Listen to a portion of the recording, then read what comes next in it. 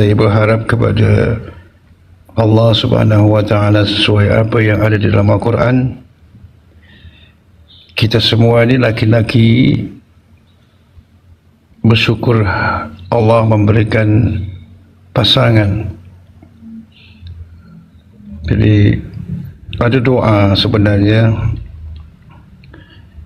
yang memang Allah ajarkan kepada kita untuk selalu kita bawa.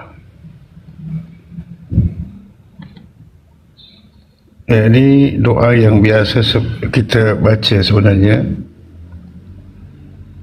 Rabbana hab lana min azwajina wa dhurriyyatina qurrata a'yun waj'alna lil muttaqina imama. Ini sering kita baca. Dan kita berharap kepada Allah mendapatkan isteri-isteri dan keturunan yang menjadi penyejuk hati. Kalau tajuk malam ni tentang wanita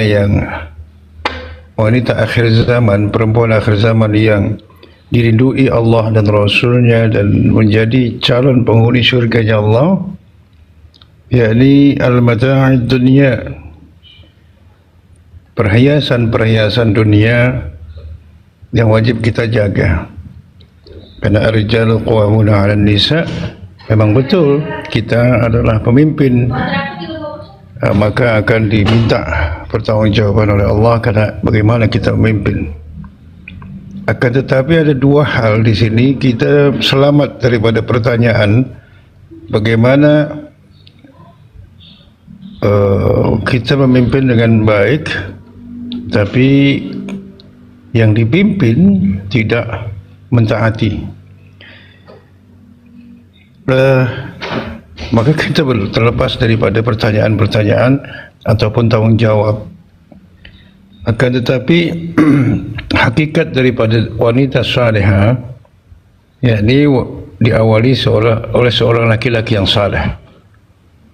Jadi kalau kita mengatakan kenapa isteri saya tak salihah, jangan periksa isteri kita, tapi periksalah bagaimana kita memimpin daripada pasangan kita. Karena rijalu qawwamuna 'alan nisa, pemimpin yang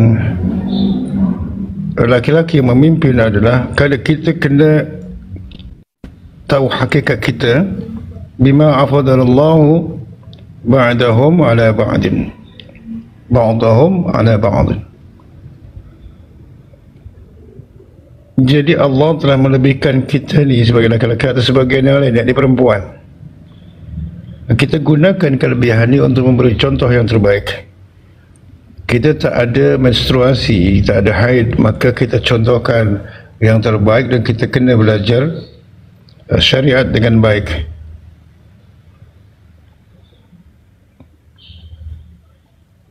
Kemudian kewajibannya adalah, dan karena apa kita memimpin? Kerana ada kewajiban wa bima anfaqu min amwalihim, yakni kita sudah memberikan nafkah daripada sebagian apa-apa yang kita miliki sesuai dengan kepatutan yang diperintahkan Allah, tidak berlebih-lebihan untuk mendidik. Dan perintah yang datang dari Allah buat kita adalah setelah kita beriman kepada Allah, beriman kepada apa-apa yang diturunkan oleh Allah kepada Nabi kita Muhammad SAW, ya ayyuhalladzina amanu qu anfusakum wa ahlikum nara waquduha an-nas wal hijarah. Setelah itu maka wajiblah kita menjaga diri kita dan menjaga harta kita, yakni isteri dan anak. Dengan demikian wanita yang salihah, yakni yang memelihara diri dia daripada ketika bersendirian, ini lebih menjaga diri dia kerana adalah perintah dari Allah dalam surah An-Nisa. Yakni orang perempuan yang saleh itu adalah dia yang taat kepada Allah. Hafizatul lil ghaib, makna hafizatul lil ghaib, ketika dia bersendirian, bima hafizallah, dia telah dipelihara Allah, dijaga oleh Allah. Ni hati-hati laki-laki. Ada kisah seorang perempuan yang selalu mengadukan hal ikhwal kezaliman atau ketidakelokkan daripada sifat suami dia. Setiap dibentak dia senyum, dia mengikuti apa yang diperintahkan Rasulullah, dia menjaga diri. Tapi suami ini merasa lagi senanglah kita berbuat apapun kerana isteri dia tak pernah marah. Sekali waktu pulang sang suami ini kedapatan ada gambar di saku dia, ada gambar perempuan. Isteri dengan perasaan rasa sakit tetap tersenyum menyatakan, foto siapa ni? Biasalah senjata orang laki-laki marah dulu. Dari mana kau dapat ni? Dari sakumu. Ini fitnah ini. Mungkin kawanku di kantor, di office, mungkin orang lain meletakkan untuk memfitnah kita. Padahal memang betul-betul dia berselingkuh laki-laki. Si isteri percaya kepada Allah, akan pertolongan Allah, bima hafizallah, dia percaya diri dia dijaga oleh Allah, dia senyum, dia layan elok-elok. Di luar suami dia menyatakan, aku tidak ada soalan dengan isteri. Sekali aku bentak, dia takut, dia tunduk. Aku berdusta pun, dia terima. Dengan kesabaran ini, kerana telah dipelihara oleh Allah perempuan ini, sekali waktu dia dah tak kuat, dia nyatakan, Ya Rab, jika baik untuk akhiratku, ini doa dia, jika baik untuk akhiratku, maka panjangkan jodohku atas ridhamu, berharap syafaat Rasulullah. Tapi apabila tidak baik untuk kehadapan, untuk agamaku, untuk akhiratku, untuk anak-anakku, masa depan mereka, maka pisahkan aku, karena engkau yang memisahkan, bukan karena aku ingin berpisah karena kemarahan. Ini kisah nyata. Saya menyaksikan dan mengajarkan kepada perempuan ini untuk bersabar. Apapun yang dilakukan, sebagaimana isteri Fir'aun menghadapi Fir'aun sampai dihukum mati oleh Fir'aun. Pada akhirnya,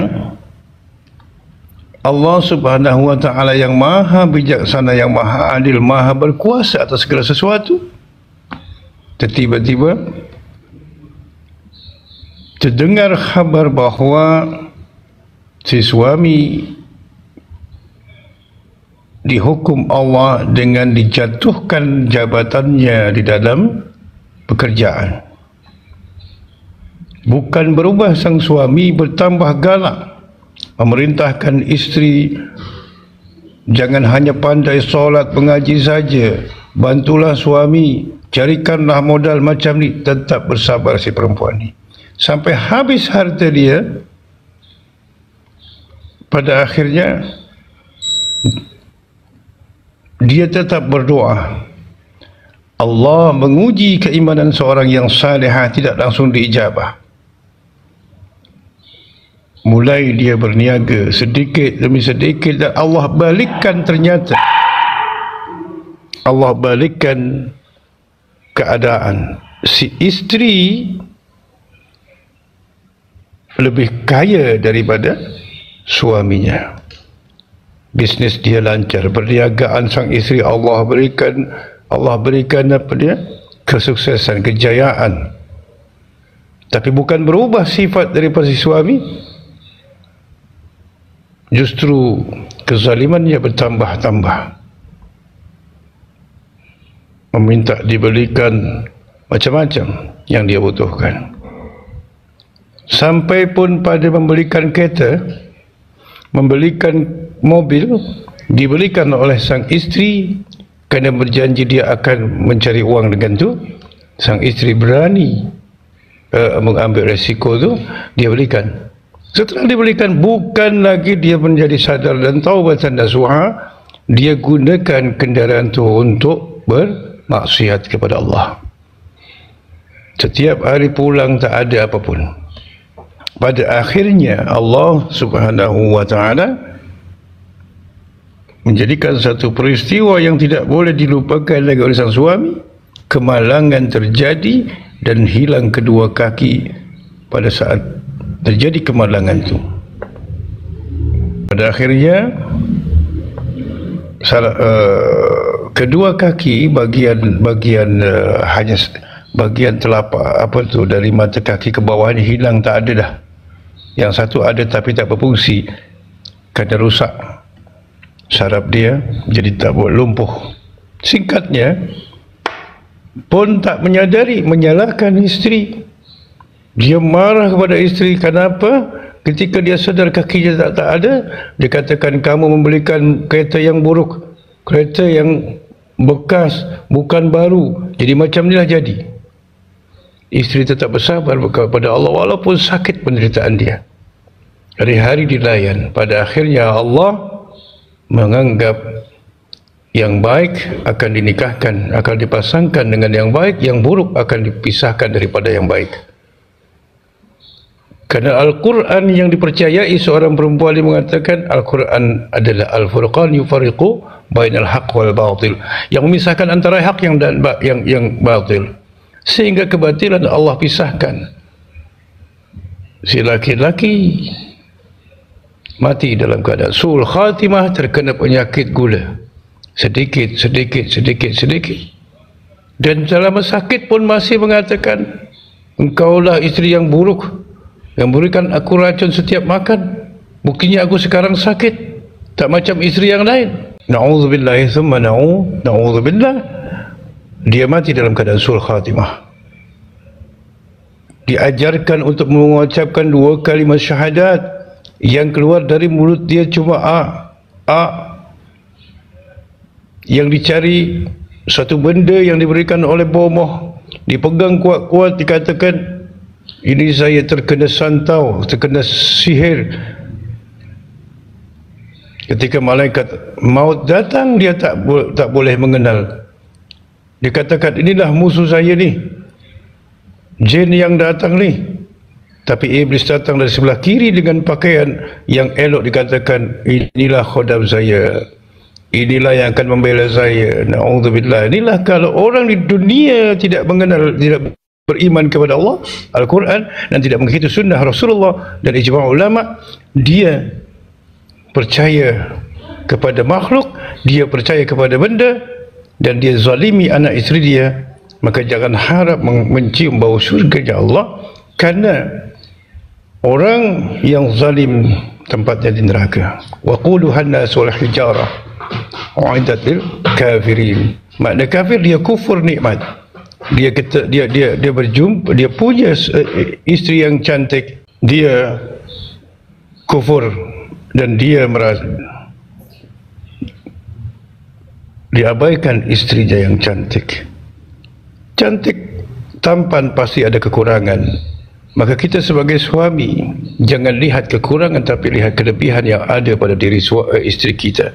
Pun sebaliknya, seorang perempuan jangan lihat kekurangan suami, tapi lihatlah kelebihan daripada suami.